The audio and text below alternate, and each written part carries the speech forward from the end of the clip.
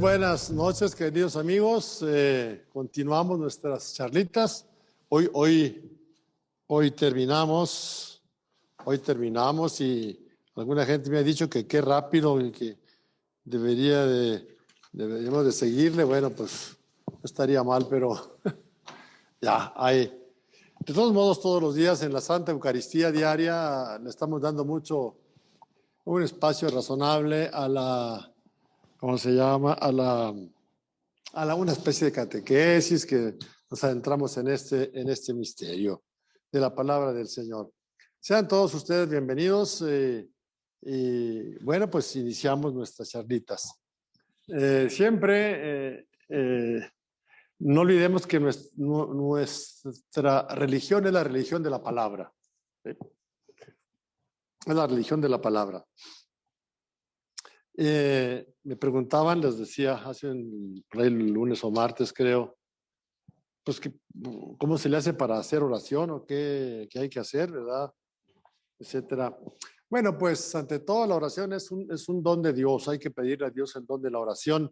Y en la liturgia de hoy, el tema de la liturgia de hoy es precisamente la oración. En la lectura de hoy, primera, el libro de Esther, podemos leerlo, en ese pequeño fragmento, es una oración en un momento terrible, otra pequeña novelita didáctica hermosísima en ese libro de Esther, y precisamente en un momento de persecución y de exterminio del pueblo de Israel. Estaban en Asiria, por allá, el rey era Asuero, Asiria, y bueno, pues iban a ser exterminados por instigación de un fulano. Y la reina Esther, pues era judía. Entonces le llegó la noticia de que pues había orden de matar a todos los judíos y de confiscar sus bienes. Alguna vez aquel hombre de los nazis, Himmler, tiene un discurso sobre el libro de Esther. Para que vean lo malo que son los judíos, tenemos que exterminarlos. Ya desde entonces les leía este libro. Bueno, y la oración que dice allí es muy hermosa y muy sencilla. Ayúdame, Señor, pues estoy desamparada. Pon en mis labios las palabras acertadas cuando esté en presencia de león. En aquel tiempo, acercarse al rey, ni la reina, nadie podía acercarse al rey, sino que no fuera llamado por el rey, ni su esposa, ni nadie, ni nada. Y Esther se animó a entrar en un banquete, estaba el rey, y eso le puede haber costado la vida, nomás ese dato. Pero el rey lo había agarrado de buenas con algunas copitas de vino y hasta la llamó, ¿qué quieres, amor mío? Y ya le platicó el problema de cómo querían exterminar a su pueblo. Pero vamos a esto. ¿Qué y cómo es la oración? ¿Cómo y qué es la oración? Bueno, algo así tan sencillo como platicarle a Dios, decirle cómo nos sentimos, cómo estamos, etcétera, etcétera, etcétera. Estas cosas, platicar con Dios. Pidan y se les dará, busquen y encontrarán, llamen y se les abrirá, porque todo el que pide recibe, el que busca encuentra y al que llama le abren. ¿Hay alguno entre ustedes que le dé una piedra a su hijo si éste le pide pan? ¿O si le pide un pescado le dé una serpiente? Si ustedes que son malos saben dar cosas buenas a sus hijos, con cuánta mayor razón el Padre Celestial dará cosas buenas a quienes se lo pidan. Tan sencillo como eso. Hay que pedir siempre el don de la oración, que Dios nos conceda orar. Es uno de los ejes cuaresmales. Ya habíamos dicho que sin oración el cristianismo es imposible. Muy bien, queridos hermanos, vamos a continuar. Ayer veíamos así, muy por encimita, la fuerza del pecado, ¿verdad? Que habita. Un pecado que incluso podríamos decir, se nos vuelve un poquito escondido, no lo podemos ubicar fácilmente.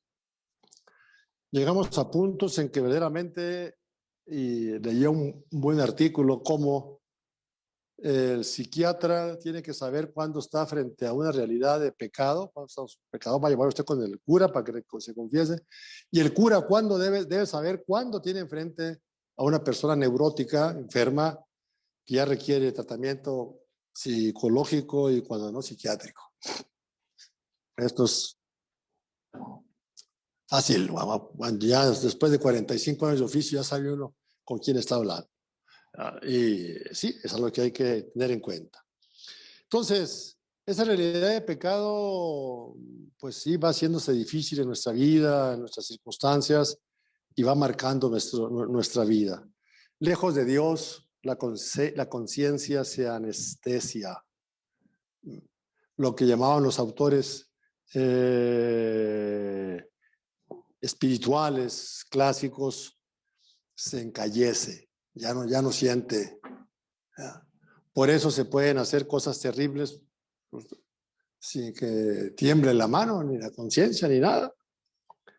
Es el amor lo que permite esa acción, ¿verdad? Donde el hombre toma conciencia de sus heridas y de sus faltas, deseando el perdón y la recuperación de la inocencia. Les decía yo el primer día que un primer efecto del pecado es hacernos perder el sentido de su gravedad. Ya de tiempos de Pío XII, allá en los años 50, que le tocó vivir la guerra, la terrible guerra mundial segunda, decía que que el hombre ha perdido el sentido del pecado. Y en aquellos tiempos y ahora ha aprendido a vivir como si Dios no existiera. Es algo terrible, terrible todo esto. Estos papas del siglo XX que enfrentaron este siglo, el más sangriento de la historia, también nos dejaron lecciones bellísimas, de presencia, de arrojo, de valentía. Entonces, vemos el pecado, lo veíamos ayer un poquito así, rápido, muy por encimita, pero en realidad, pues, hay mucho que decir, ¿no? Hay mucho que decir. El misterio del pecado, veíamos cómo aún la cigüeña en el cielo conoce su tiempo, la tórtola y la golondrina, la grulla vuelven puntualmente a su hora, pero mi pueblo no comprende el mandato del Señor.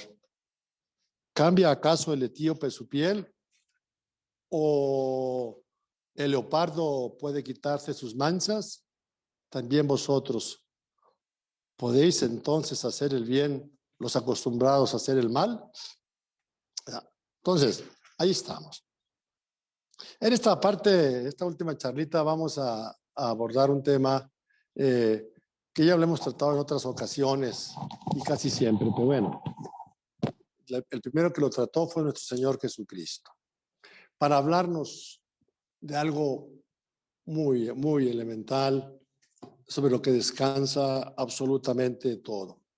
En la carta a los Romanos, el apóstol Pablo nos dice, Cristo, nos dice, pero el Mesías murió por nosotros cuando éramos aún pecadores. Así demuestra Dios el amor que nos tiene. Esto es todo lo que, todo el gran secreto del cristianismo. Y eso es una cuestión de amor. Si no entendemos esto, no entendemos absolutamente nada de lo que estamos diciendo. Y vamos a leer precisamente la parábola del hijo pródigo. En clave de conversión, sí, pero sí se puede, pero siempre que sea con cuidado. La conversión puede ser entendida, según habíamos dicho antes, como un regreso, un retorno a la casa del Padre. Bueno, el Padre bueno que nos aguarda. Decíamos igualmente que en la Sagrada Escritura lo que nosotros conocemos como conversión se designa con verbos de movimiento. Dado que la palabra con la que se designa pecado en la Escritura Santa viene a significar extraviarse, perder el camino, errar el blanco, alejarse, de la misma manera,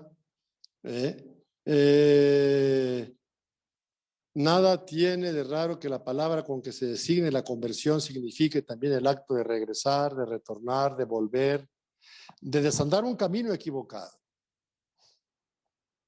encontrar el camino recto.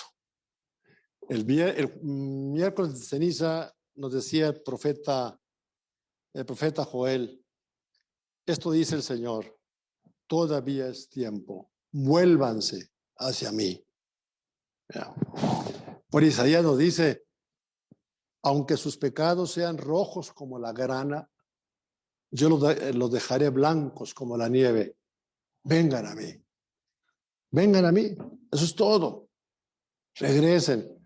Porque Dios nos ha hecho libres. Entonces, ese es el motivo profundo, el amor con que Dios nos ama. San Agustín decía que el pecado es la lejanía de Dios. Es decir, que el pecado nos aparta de Dios, nos aparta de nosotros mismos y nos aparta de nuestros hermanos. El pecado tiene una fuerza disgregadora inimaginable. Inimaginable. El pecado es capaz de lanzar la propia historia por caminos brutales, como lo estamos viendo, como lo vimos el siglo pasado. Espantoso. Cuando vemos cifras, cuando vemos lo que se filtra por ahí, que la revolución de Mao, la revolución cultural costó, no sé, ¿cuántos millones de muertos? Millones. Rusia, las guerras, ¿verdad? El nazismo, etcétera, Japón, Corea, Vietnam, después las guerras en los Balcanes, antes las guerras en el Medio Oriente, en el Oriente Próximo. Todo eso es una fuerza terrible, es una fuerza de pecado tremendo. Así pues, si el pecado es alejarnos de Dios, es perder el camino, la conversión tendrá que ser un regreso, un retorno a los brazos del Padre. Y vamos a fijarnos en el capítulo 15 del Evangelio de San Lucas. A mi juicio, quizá una de las páginas más bellas de toda la Sagrada Escritura. Es una de las páginas más bellas. Todos conocemos ese capítulo. Muchas veces lo habremos leído, pero su claridad y sencillez, su sentido y su mensaje claramente inteligibles, ¿lo habremos plasmado en nuestra vida? ¿Lo habremos hecho realidad? Fíjense, ¿cuál es el punto de partida de esta página hermosísima, de veras? En el capítulo 15 de San Lucas. Vamos viendo que comienza precisamente como los publicanos y descreídos solían acercarse en masa, en grupo a Jesús para escucharlo. Los fariseos y los letrados lo criticaban diciendo, este acoge a descreídos y come con ellos. Este solo dato, de alguna manera lo habíamos tratado, este solo dato nos pone en una clave y en una rampa de lanzamiento perfecta. Jesús es criticado porque acoge a los pecadores, porque come con ellos, porque sale a su encuentro. Ya lo vimos ayer, no repetimos. Ya lo critican por eso. Y Jesús abre con dos pequeñas parábolas. Un hombre, un pastor que pierde una oveja y va y la busca hasta que la encuentra, y cuando la encuentra la carga sobre los hombros, llega, la integra al rebaño y luego le dice a sus amigos: alégrense conmigo porque he encontrado la oveja que estaba perdida. Bueno, pues yo les digo, dice Jesús, yo les digo eh, eh, que lo mismo pasa en el cielo.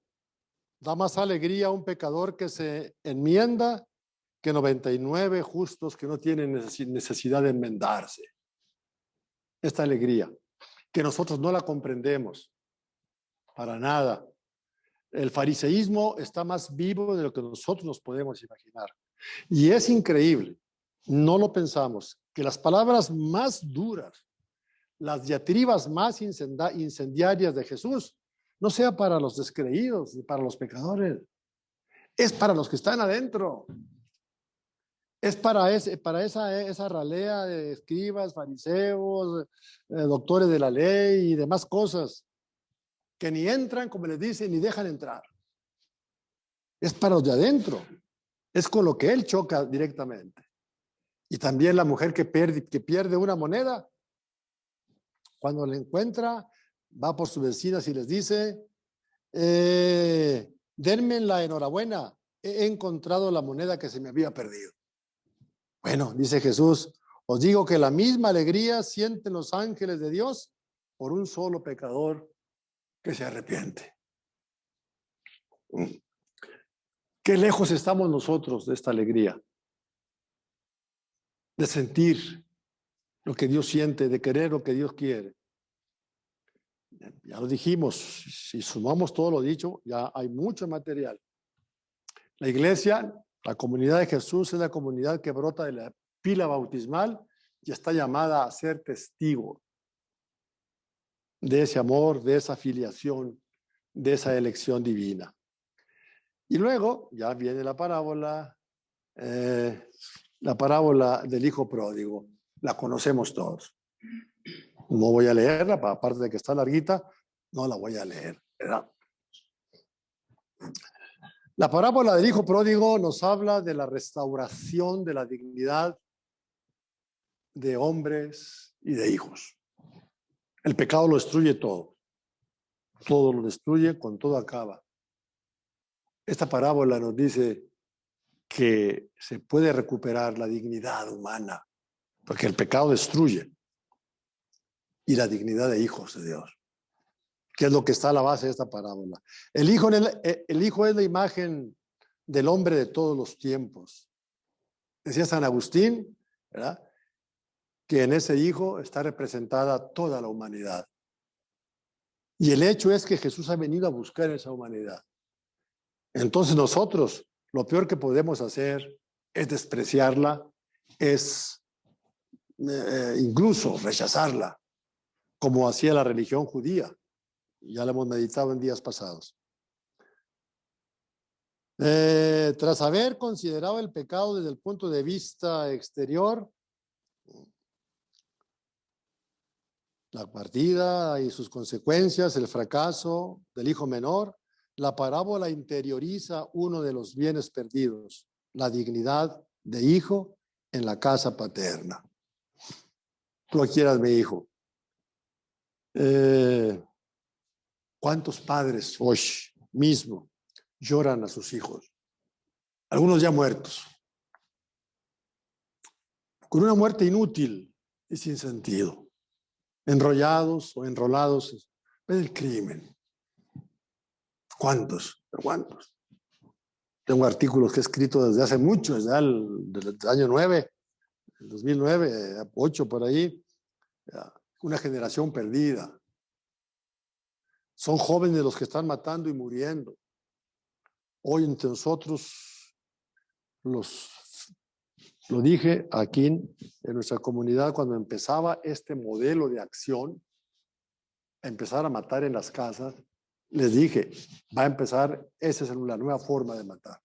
En las casas es mejor, más fácil, nos agarramos juntos, no nos exponemos tanto como en la calle. Es un modelo terrible. Mujeres, hoy vimos que incluso una niñita ve a su madre acribillada y va a pedir ayuda, una niñita pequeña va a pedir ayuda con sangre en su ropita. Digo, un pequeño botoncito de muestra. El pecado destroza. La misericordia paterna hará revivir la conciencia de hijo en el camino hacia el Padre, que le recordará lo que se jugó en su partida y en su retorno. El drama toca la dignidad humana y su calidad de hijo. De entrada, el hijo pródigo, sentía instintivamente que más que un trabajador que esperaba ser, él seguiría siendo el hijo. El que ha sido hijo una vez no deja de ser hijo. Un hijo no deja de ser hijo, sea cuales fueren las faltas que haya cometido. Y nosotros somos hijos de Dios. Si creemos y pensamos en Dios como alguien a quien no le importa dónde y cómo andemos, no conocemos a Dios. Somos como las personitas que por no haber conocido el amor se han destruido. Nada más que Martita mejor tapado el reloj, pero pues, ahí le malicio. Entonces, hermanitos, esto es importante notarlo. Antiguamente, en tiempos de la Revolución, en tiempos de la Revolución Francesa, poquito antes, era frecuente que el criminal o lo que fuese fuera paseado en un carretón, tirado por bueyes o por mulas, por las calles para que la gente lo escupiera, lo ofendiera, le dijera cosas horribles. Un escarmiento para aquel pobre hombre, no solamente condenado a muerte porque iba a la guillotina, sino a que el pueblo le eche encima todo su veneno, todo su rencor y todo su odio. Y en una de esas marchas se acercó ante un hombre que iba así, tirado en el suelo de la carreta, y le dio un beso ante la admiración de todos. Una señora, una viejecita, y volteó hacia donde estaba la multitud enardecida y les dijo: es mi hijo. Eso es todo. Balzac hace decir a uno de sus personajes en la novela: hasta que fui padre comprendí a Dios. Más que Dios es padre, decía San Cipriano, el mejor, perdón, Cipriano no, Tertuliano, el mejor de todos los padres. Solamente así se comprende ese amor. El que haya sido hijo una vez no deja lo será para siempre. En el momento mismo en el que el hijo perdido se reconcilia con sus escombros, con los que restan, y yo espero que nuestro secretario de Comunicaciones y Tecnología les ponga la interpretación más hermosa del hijo pródigo. Ustedes pueden ver también en sus computadoras, de Rembrandt. Aparte de que es un autorretrato de Rembrandt. Si ya está, la pueden ver.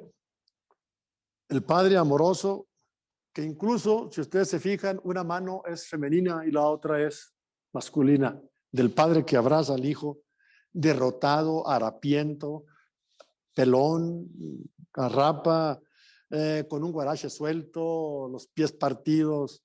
Horrible la escena. Autorretrato. Es el mismo Rembrandt que vuelve a Dios. Si ustedes conocieran a Rembrandt, verían que una vez hizo un autorretrato de joven, guapo, elegante, retador, en un prostíbulo. Al final hizo este retrato, el hijo pródigo, que es un autorretrato de su espiritualidad, que se reconcilia con sus escombros. Él está ya en la casa del Padre. Conocemos este capítulo, que es inagotable. Aquel muchacho Calavera, inexperto, no podemos decir aquí sí la palabra apropiada porque no se puede, pues se le ocurre un día pedirle al padre lo que le toca en herencia. Dice San Agustín, la libertad. Ahí está. Y se fue a hacer Un verdadero desastre. Gastó el dinero, se contrató algo que para un judío era asqueroso. Se contrató con un lugareño para ir a cuidar cerdos. Son animales impuros, casi malditos. Un judío no los puede ni ver. O sea, usted va a ir a cuidar cerdos. Y quería hartarse de las bellotas que comían los cerdos. No había quien se las diera.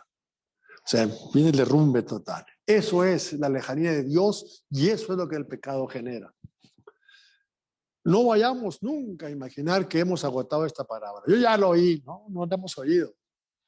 Necesitamos oírla siempre, siempre, siempre. Y siempre nos dejará un mensaje. Tiene una profundidad enorme, desde donde la queramos ver. Volver como trabajador es una medida de justicia o de sobrevivencia. Ya voy a ir, hasta prepara un discurso. Padre, pecado contra el cielo y contra ti, y que fui y que vino. Está bien, está bien. Voy a ir, me levantaré e iré a mi padre. ¿Qué lo mueve? Hombre, pues es mi padre. Perdóname. Hice una tontería que no. Tú ya estás viendo cómo está. Muy bien. Admíteme como uno de tus trabajadores. Ya merezco. No merezco ser tu hijo. Y se pone en camino. Recobrar la calidad de hijo es una medida de misericordia gratuita. Si es misericordia, es gratuita. Que puede ser presentida, pero nunca merecida. Que Dios tenga compasión de ti, que Dios tenga misericordia de ti. ¿Cuántos padres y madres estarán hoy mismo en nuestra ciudad, en nuestro estado, en nuestro México violentísimo, llorando la muerte de sus hijos sin gloria, sin grandeza, sencillamente enrolados? Así, la muerte se acabó. Recobrar, acordarnos, saber que tenemos un Padre que nos ama, que parecen palabras gastadas, pero de aquí parte todo. De aquí parte todo. Es una gracia que puede ser presentida, pero nunca merecida. No merezco llamarme hijo tuyo. Me regué bien feo. Pero, Señor, pues tengo hambre, échame, tírame paro. Los bienes dilapidados están perdidos para el hijo y para el padre. Eso ya se perdieron, ya no hay remedio. La dignidad de hijo puede recuperarse y puede ser dada de nuevo. Pues nunca es tarde para volver. Nunca es tarde para volver. Malo que persistamos en nuestra lejanía. Escuchar la palabra de Dios, o incluso aprenderla de memoria, supuestamente, no significa oírla. Oír la palabra, escuchar a Dios, oír la palabra de Dios significa obedecerla. Así como la palabra fe significa en hebreo apoyarse en, así se dice en hebreo fe, apoyarme en, eso significa la palabra hebrea, apoyarme en. La palabra escuchar, oír significa hacerla vida. Aquel que oye mi palabra y no la pone en práctica, construye sobre arena. No le va a servir de nada. De nada le va a servir. Construye sobre arena.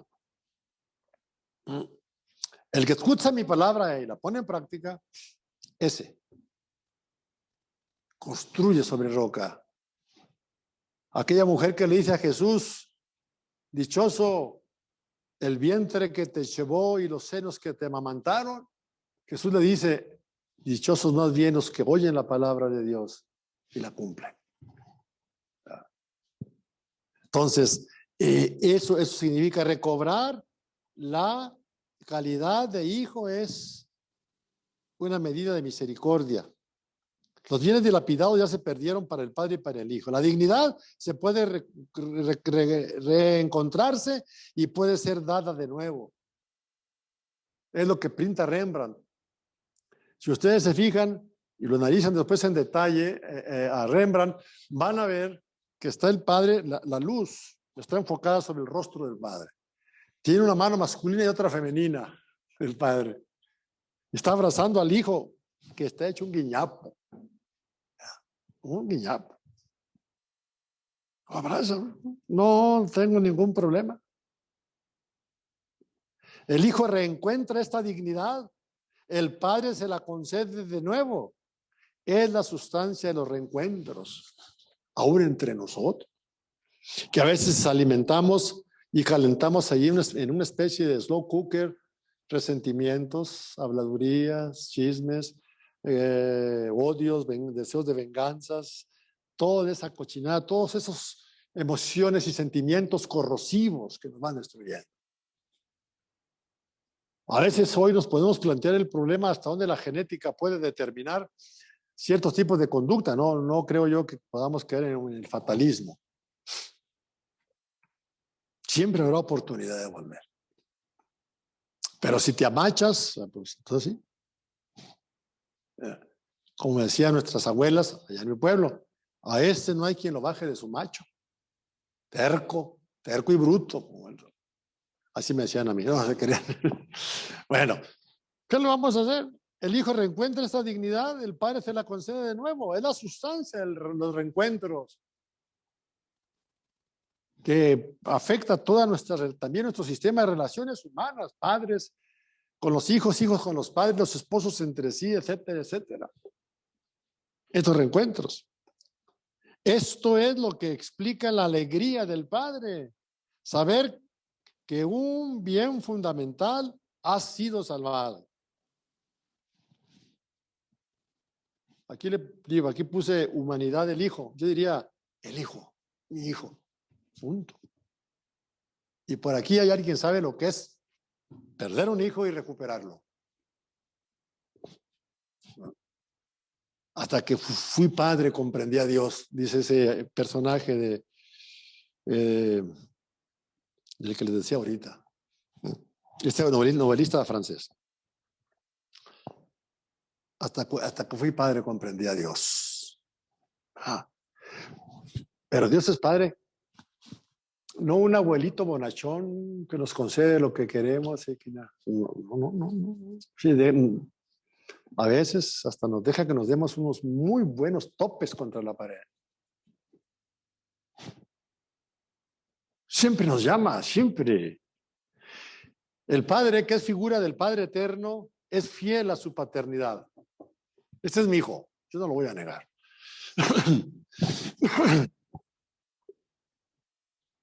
Fiel a su amor. Con esa paternidad, con ese amor, esa fidelidad, cubre al hijo, lo abraza. El relato en sí mismo, más que esta reflexión ya un poquito que estoy haciendo bien, apoyada en el texto, pero un poquito apoyada en la psicología, el relato en sí mismo.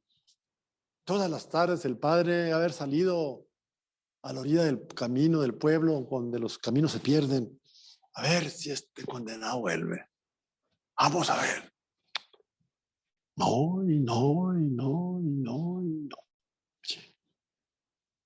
Hasta que un día lo ve a lo lejos que viene. Dice la escritura una expresión en griego que todos hemos sentido, como que brinca el estómago.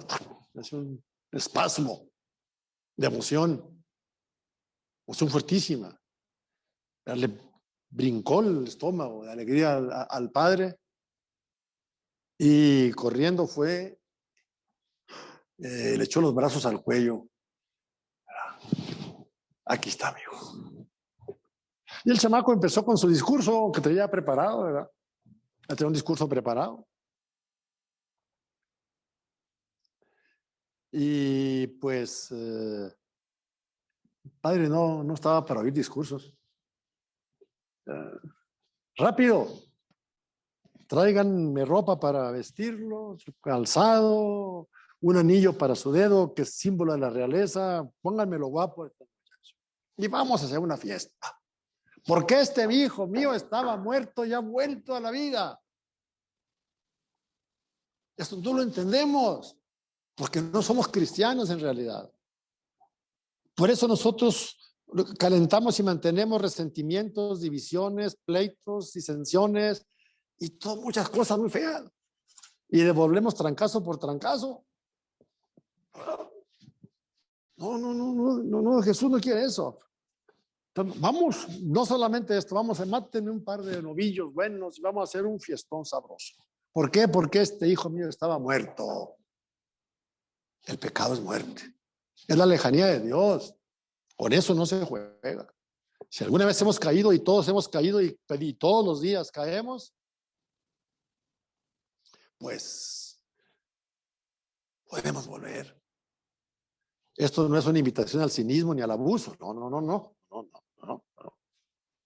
Tiene sus límites. Entonces, la figura del Padre Eterno es fiel a su paternidad, fiel al amor, y con esa paternidad y ese amor recibe al Hijo. Tal misericordia se expresa por la alegría de los reencuentros, por la fiesta en su honor, los movimientos de emoción afectiva que le impulsan hacia el Hijo, tal cual es, así como viene ese desgraciado, así una piltrafa, haber apestado el pobre muchacho. Pero pronto póngame la poquita ropa porque viene muy amolado. Ahí está la pintura de Rembrandt, yo creo. Ahí la puso ya Julius Maximus Flaccus. Su padre lo vio de lejos y se estremeció. Salió corriendo y le echó al cuello, se le echó al cuello, ¿verdad? Y lo cubrió de besos. Lucas 15:20. Lo cubrió de besos.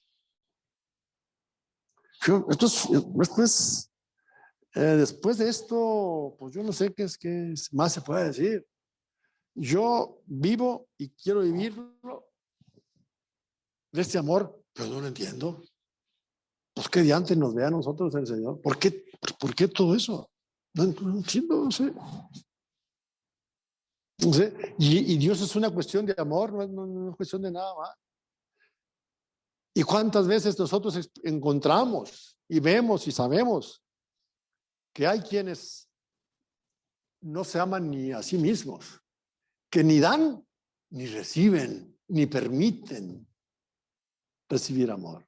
Cerrados, sí, en un trastorno muy grave, que ya requiere de psiquiatría para arriba.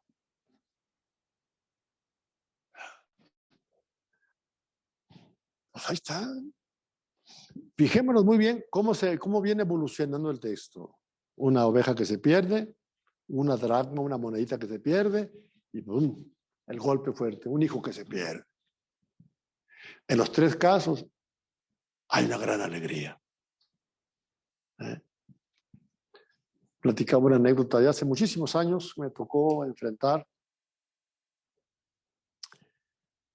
una mujer que se había divorciado y vivía su vida bien, pues venía a misa y comulgaba, podía hacerlo perfectamente.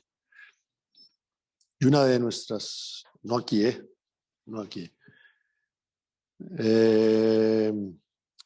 personas servidoras del Señor, pues un día la encaró, estaban muy emocionadas ellas por la evangelización, la encaró y le dijo: tú no deberías estar aquí en la iglesia, tú estás divorciada, y menos comulgar. Yo le voy a decir al obispo.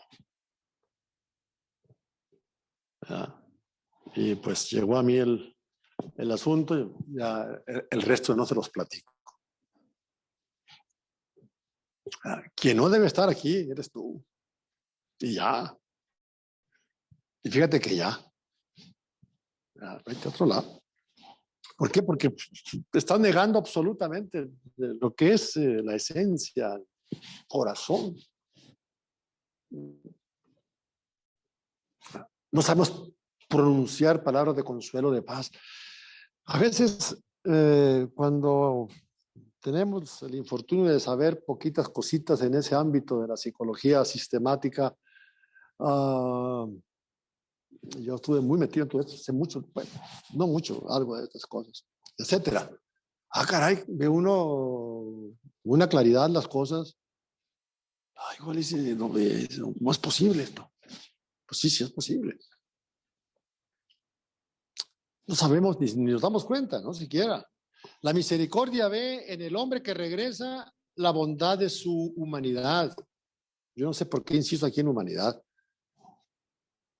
Bueno, ver su calidad y ve ve la bondad de su humanidad, buen hombre después de todo, y la grandeza de su filiación, de que es un hijo de Dios.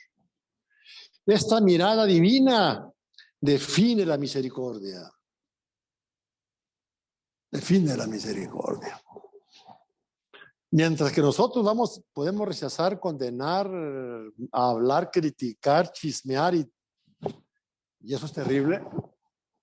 El Padre, era necesario hacer fiesta y alegrarnos, porque este hijo mío estaba muerto y ha vuelto a la vida. Quien ha tenido esta experiencia como madre, como padre, como padres, quien ha vivido esta experiencia, si hay un poquito de humanidad, podrá comprender. La alegría de la misericordia no es materia solamente de una angustia que se calma. El papá no dice, ya volvió, pásale. No es una angustia que se calma. La alegría brota de la admiración de un don restaurado, renovado. Ahora es mi hijo. Decíamos, y lo decía en los domingos pasados, esa frase de San Ireneo: la gloria de Dios es el hombre vivo. Aquí está. Yo no sé cómo esos santos, Ireneo es del año 200, llena todo ese siglo, primer obispo de lo que ahora es Francia. La gloria de Dios es el hombre vivo. Ningún padre ha de querer gloriarse en un hijo muerto, y menos como están muriendo tantos jóvenes. No, nada de eso.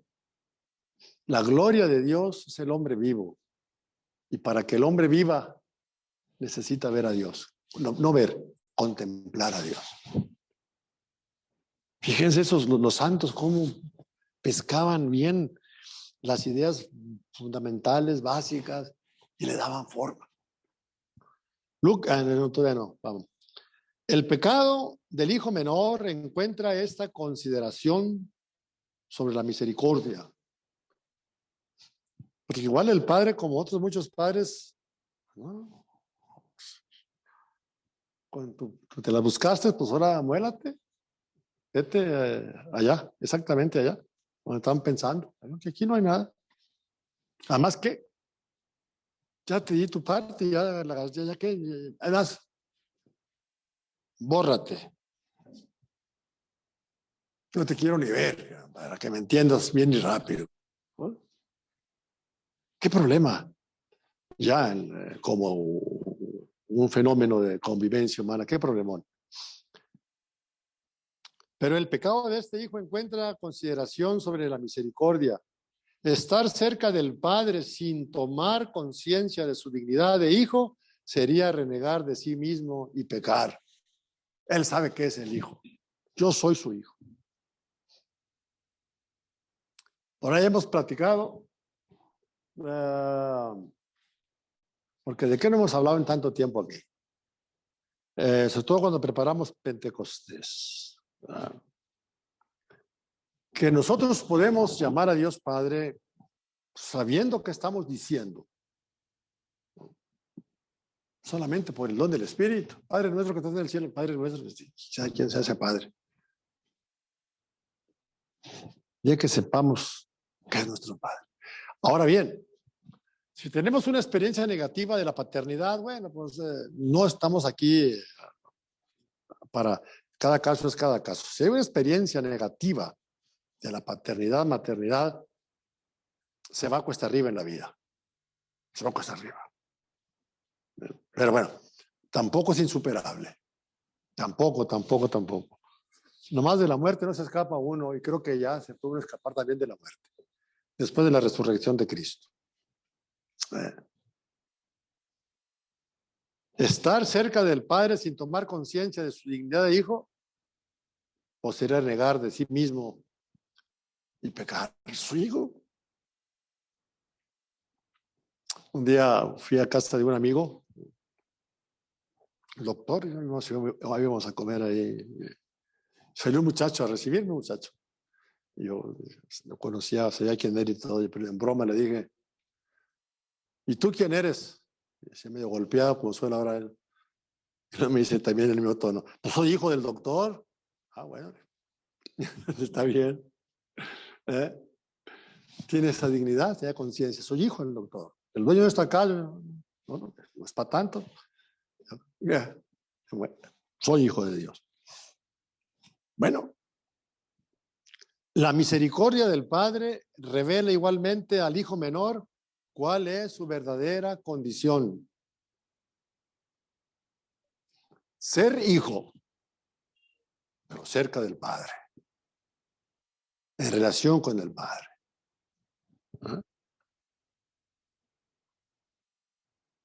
No queramos que nuestros pobres padres humanos reflejen toda esa perfección del amor de Dios. Va a estar difícil. Va a estar difícil. Somos seres imperfectos. Lucas nos muestra así la fidelidad de la misericordia divina. Revelar al hombre que la había perdido, que la había rechazado o de la que no tenía conciencia.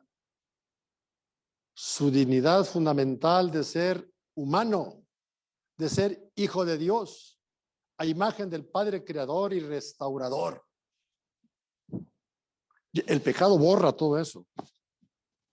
Todo lo borra. Eso es lo que es ese encuentro. Estoy haciendo una lectura un poquito de fondo, la lectura así en directo. Tiene sus ventajas, vamos saboreando el texto, de cómo se desarrolla, verán ahorita. Vamos a dar un entre. El amor que brota de la paternidad impulsa al padre a preocuparse de la dignidad de su hijo. Ya nada más cómo viene este. ¿Cuántos padres sufren al ver a sus hijos, como decíamos el otro día, citando a Papa Francisco, ¿verdad? En el alcohol, en las drogas, en la pornografía, en las pandillas, en un mundo feo. Es un mundo de muerte. ¿No? Aquí no puedo ser demasiado explícito por razones obvias. El amor que brota de la paternidad impulsa al padre a preocuparse de la dignidad de su hijo. Pablo dice que aun cuando nosotros, así empezamos en ese texto de Romanos 5, éramos pecadores, Él nos envió a su hijo, lo cual es el signo de su amor.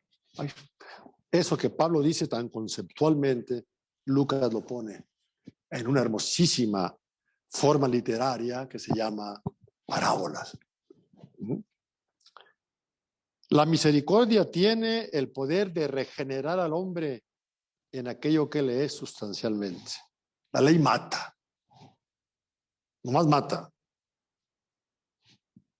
¿Qué sacamos de la condena de los jueces? Y tiene que haber tribunales. ¿Qué nos devuelven las cárceles? Reinserción social. ¿Cuál?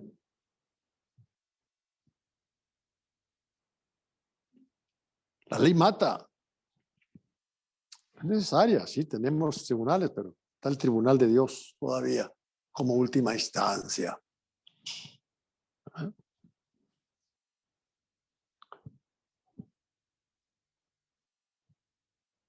La misericordia tiene el poder de regenerar al hombre en aquello que él es sustancialmente y lo hace de la manera siguiente. Dice Papa Juan Pablo en un escrito de los primeros de él, rico en misericordia. Este amor es capaz de inclinarse sobre el hijo pródigo, sobre cada miseria humana y sobre todo sobre cada miseria moral, sobre el pecado. Se inclina. Se hizo obediente hasta la muerte de cruz. Y dice Pablo, refiriéndose a Cristo, Dios lo hizo pecado por nosotros. Una frase arriesgadísima. Bueno, si no entendemos esto y no nos metemos en esa dinámica y por ese camino, no hemos entendido absolutamente nada de lo que es el cristianismo. Habrá mucha religión, rezandería, santería y lo que ustedes le quieran poner ahí y todo lo demás. Siendo así, el que es objeto de misericordia no se siente humillado, sino reencontrado, revalorizado. Dios no nos humilla cuando nos perdona. ¿Cómo? Cuando nos echa en cara nuestros pecados. Cuando se enfrenta, cuando en aquel diálogo con la samaritana, Jesús no la humilla, no la ofende, sencillamente le dice, llama a tu marido, no tengo, no, pues ya sé que no tienes, has tenido 6 y el que tienes ahora tampoco es tu marido.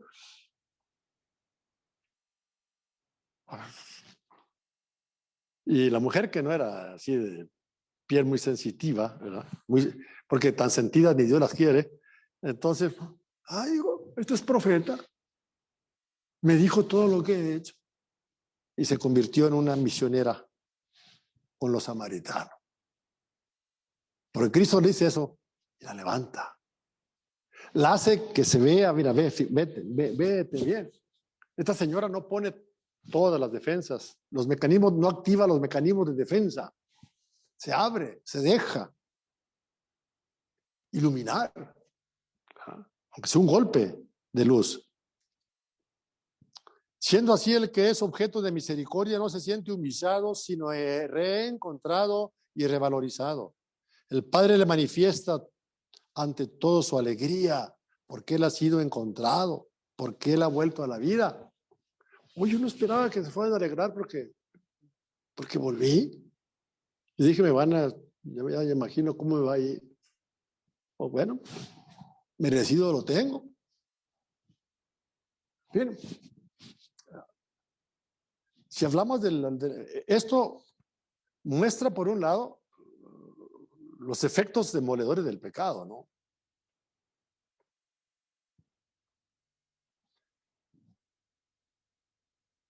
Esa alegría manifiesta que ese bien permanece intacto. El hijo, incluso pródigo, no cesa de ser realmente hijo del Padre. En esta changarrito donde estamos una vez, he platicado esta anécdota, no sé si ustedes estarían. Andaba una muchacha griega, ella esposa de un diplomático inglés, y recorría el mundo platicando una anécdota. Estando en X lugar, por oficios de marido, ella se quedó en el hotel y tuvo una especie de revelación particular, o un impulso o algo así. El caso es que Jesús le dice que reza el Padre Nuestro, así rápidamente. Lo dice a ver si me acuerdo, porque lo aprendí de chiquita, de niña, pero empieza a rezar el Padre Nuestro. Y Jesús le dice, no me gusta cómo lo estás rezando. A ver, otra vez. La tuvo todo el día rezando el Padre Nuestro. Hasta que sepas, medio te des cuenta qué estás diciendo.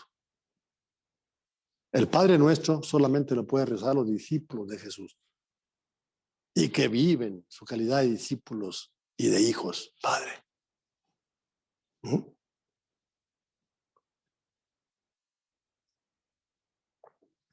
no cesa de ser realmente hijo de su padre. Esta alegría es también la señal de un bien reencontrado, que en el caso del hijo pródigo ha sido el retorno a la verdad de sí mismo. No hay tiempo para más días para eso, pero sería bueno ver algunos textos de Pablo, ayer aludí a algunos, donde nos habla de la fuerza disolvente que tiene el pecado. El pecado tiene un efecto brutal en nosotros mismos, ¿no? Tiene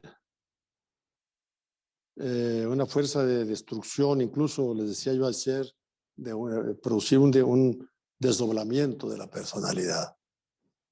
Dice Pablo, pues ya no sé, cuando hago esto que no quiero, pues ya es la fuerza del pecado que está en mí, ya hay una separación, ya es otro yo. Por eso hay que pedir la gracia de Dios siempre. Si el Hijo no lo puede hacer por sí mismo, la gracia paterna y divina lo realizará.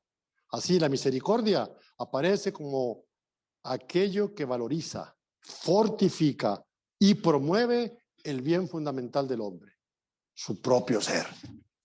Porque el pecado nos quita hasta la calidad de ser, seres humanos. Yo he retado a los psicólogos y sociólogos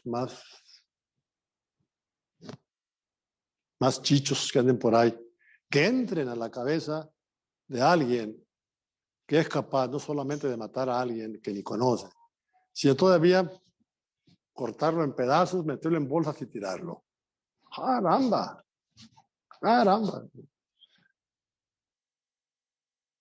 A ver, entre ese psiquismo, a ver, entre. O a una sociedad que está produciendo esto. Estos días. Colmo. Mientras está haciendo esas cosas, se suben a la red para que todo el mundo vea eso. No. Bien lo decía Eric Fromm, psicólogo de veras.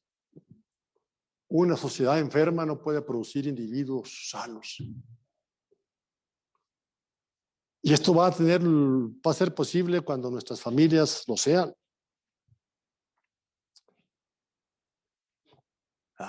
Esa escuela de humanidad de la que hemos hablado en las primeras comuniones.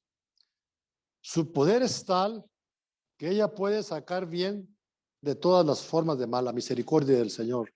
Es tan grande la misericordia y tan poderosa que existen en el mundo y en el corazón del hombre. La misericordia las puede superar. Pero, decía nuestro padre San Agustín, el que te crió sin ti no puede salvarte sin ti.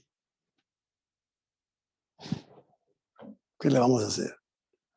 En el retrato de Rembrandt, un poquito en la penumbra, están otros personajes. Uno parece ser el hijo mayor. ¿Cómo actúa el hijo mayor? Al llegar a su casa y nosotros estaríamos muy contentos y muy de acuerdo con el hijo mayor. Viene de su trabajo, ha sido un hijo que ya lo quisieran ustedes, trabajador, ejemplar, no he desobedecido ninguna de tus órdenes, siempre he estado aquí trabajando, aquí me tienes, bla, bla, bla, bla, bla. Pues qué buen hijo. Qué buen hijo.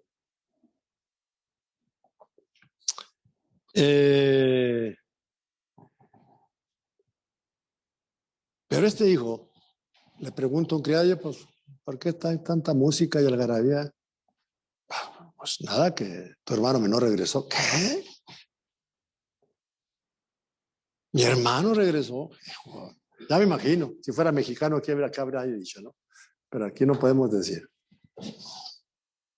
Es que regresó este desvergonzado. Una retaíla, ¿verdad? Ahí va el papá, el pobre viejito. Oye, pásale a la fiesta. Pásale a la fiesta, papá. Con ese, no hermano mío, hijo tuyo, que dilapidó tus bienes. Calaveres. ¿No quieres que pase yo a a la fiesta, no entro. Este hijo no comprende la alegría del padre. Este hijo no es padre y tampoco es hermano. No es hermano. No es hermano. Y no entra a la fiesta. Sale el papá con las palabras con las que termina el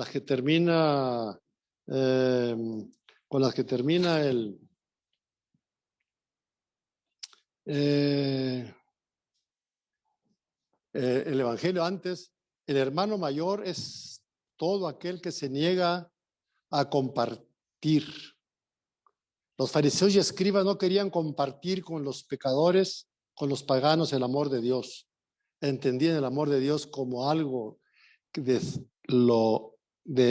solo de ellos, de lo que solo ellos eran dueños, como si tuvieran la exclusiva que actual es la palabra de Dios. Entonces, este hermano niega el bien de la fraternidad, no sabe ser ni hijo, en realidad, ni hermano. Y la parábola es una parábola inconclusa. La parábola no termina. Veamos cómo termina. El padre sale a decirle, hijo mío, tú estás siempre conmigo y todo lo mío es tuyo. ¿Cuál es el pleito? Todo es tuyo. Pero había que hacer fiesta y alegrarse. Fiesta y alegrarse. Porque este hermano tuyo se la pone por pasiva. Hijo tuyo, no, hermano tuyo.